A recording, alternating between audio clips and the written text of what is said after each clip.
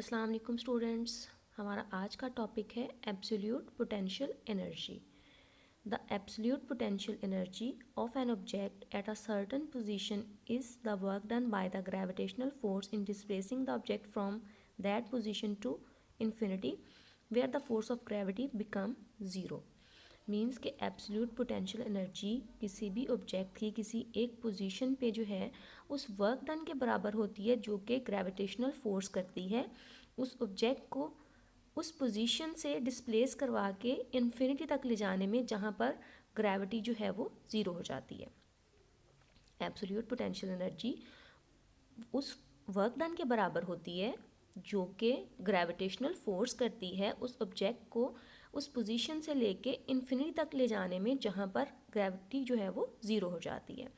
इसके लिए relation find out करने के लिए हम लोग फार्मूला जो है एनर्जी का mgh जो है वो सिर्फ उस केस में यूज़ कर सकते हैं जब हम पॉइंट लेते हैं near to the surface of Earth, लेकिन जहाँ पर जो है वो ग्रेविटेशनल फोर्स जो है कांस्टेंट रहे।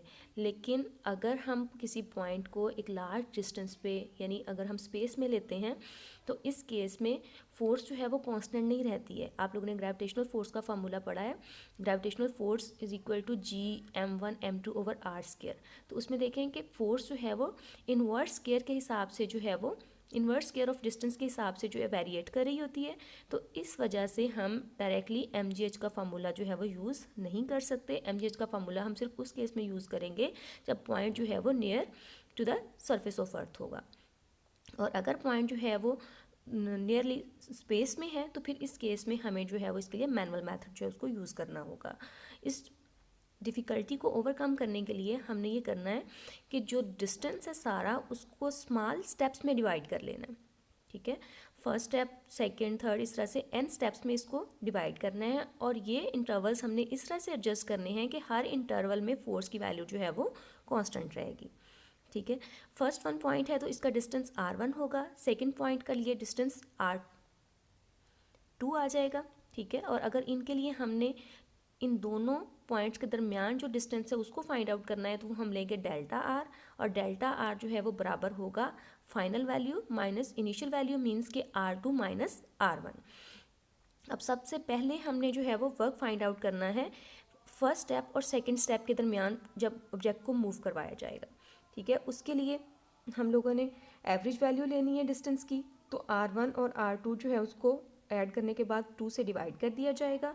इसी तरह से जब हम लोग जो है वो डिफरेंस लेंगे डेल्टा आर, यानी इन दोनों स्टेप्स के दरमियान का जो डिस्टेंस है डेल्टा आर, वो आएगा final value minus initial value, means कि r2 माइनस r1।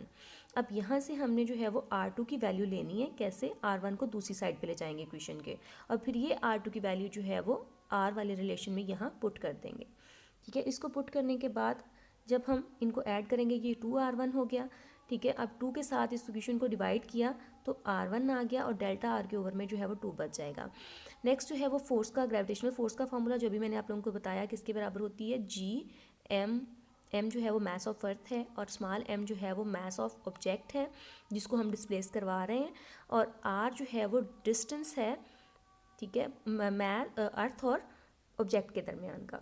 अब नेक्स्ट जो है हमने इस फॉर्मूला में आर स्केयर यूज़ करना है, तो हम ये वाला जो आर है इसका स्केयर कर लेंगे, स्केयर करेंगे। स्केयर खोलोगे, आप लोगों ने पढ़ा हुआ है कि फर्स्ट जो है आता है वेरिएबल, उसका स्केयर लेते हैं, फिर उसके बाद 2 फार्मूला वाला, फिर फर्स्ट वेरिएबल और फिर सेकंड वेरिएबल, फिर सेकंड नेक्स्ट में आप ये करते हो कि प्लस साइन पुट करने के बाद जो सेकंड हमारे पास वेरिएबल होता है उसका स्केयर ले लेते हैं। डेल्टा आर जो है वो बहुत स्मॉल होता है, अब हम इसका स्केयर करेंगे तो वो वैल्यू उससे भी ज़्यादा स्मॉल हो जाती है, इस वजह से हम इसको कर देंगे इग्नोर, बाकी जो है इक्वेशन उसको लिखेंगे। ठीक है, इसमें अब डेल्टा आर की जगह फिर हमने r2 माइनस r1 पुट कर देना है।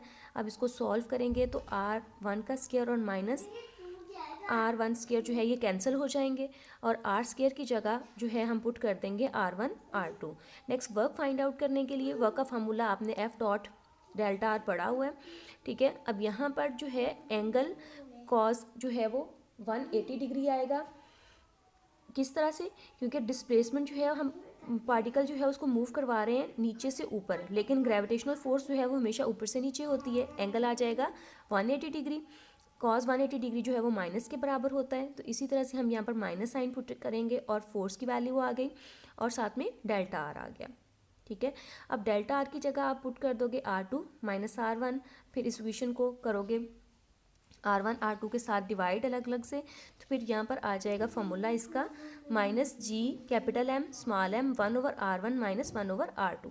ये था वो वर्क जब हम फर्स्ट स्टेप से सेकंड स्टेप तक ऑब्जेक्ट को जो है वो लेके जाते हैं। इसी तरह से जब सेकंड से थर्ड में लेके जाएंगे तो यहाँ R2 आ जाएगा और R3 आ जाएगा। इसी तरह से n-1 और n के लिए भी किया हुआ है।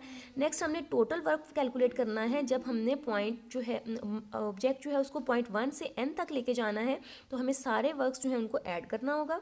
ऐड करेंगे तो यहाँ देखें कि 1/R2 माइनस के साथ भी है और प्लस के साथ भी है, तो ये कैंसिल हो जाएगा। इसी तरह से 1/R3 भी माइनस के साथ भी होगा और प्लस के साथ भी होगा। सारी क्वांटिटीज़ जो है वो कैंसिल हो जाएंगी, सिर्फ फर्स्ट और लास्ट बचेगी। ठीक है, यही देखें यहाँ पे है। नेक्स्ट आगे हमने अगर ये है वो वर्क जो 1 पॉइंट से n पॉइंट तक ले जाने में है, लेकिन अगर हमने फाइंड आउट करना है किसी भी पॉइंट का वो वर्क जो उसे ऑब्जेक्ट को from infinity to that point लाने में है, तो इस केस में हमें सेकंड पॉइंट जो है उसको इन्फिनिटी पे पुट करना है। तो इन्फिनिटी पुट करेंगे तो ये 1/इन्फिनिटी आंसर 0 आ जाता है, तो ये वर्क जो है वो कैलकुलेट हो जाएगा। Therefore the general expression for the gravitational potential energy of a body saturated at distance r from the centre of the earth, तो इसके लिए ये वैल्यू आ जाएगी। अब इसको absolute value of the gravitational potential energy भी कहा जाता है जब डिस्टेंस जो है वो r हो from the centre of the earth. अब नेक्स्ट देखें इसमें कि जब r जो है उसको इंक्रीज करवाया जाता है तो u जो है वो लेस नेगेटिव हो जाता है, मीन्स कि u भी इंक्रीज हो रहा है। ठीक है, इट मीन्स जब भी हम किसी भी ऑब्जेक्ट को on the surface of earth rise करवाएंगे तो इस केस में उसकी पोटेंशियल एनर्जी हमेशा इंक्रीज होगी। अब रेफरेंस पॉइंट हमने लेना है यानी 0 पॉइंट, तो वो हम ऑब्जेक्ट जो है उसको इन्फिनिटी से उस पोजीशन तक भी ला सकते हैं या उस पोजीशन से लेके इन्फिनिटी तक ले जाएं। मींस ये कि हमने एक पॉइंट जो है उसको इन्फिनिटी पे ही कंसीडर करना है, क्योंकि इन्फिनिटी पे ग्रेविटेशनल फोर्स की वैल्यू जो है वो 0 होती है। ठीक है, नेक्स्ट देखें कि अगर हमने ऑन द सरफेस ऑफ अर्थ लेना है तो स्मॉल r की जगह जो है वो हमें कैपिटल R पुट करना होगा। द नेगेटिव साइन इस इक्वेशन में ये शो कर रहा है कि ग्रेविटेशनल फील्ड या अर्थ्स ग्रेविटेशनल फील्ड जो है वो मैस के ऊपर हमेशा अट्रैक्टिव फोर्स जो है वो एक्ट कर रही होती है, यानी अट्रैक्शन होती है अर्थ की हर ऑब्जेक्ट के ऊपर। The above expression gives the work or the energy required to take the body out of the earth's gravitational field where the potential energy with respect to the earth is 0.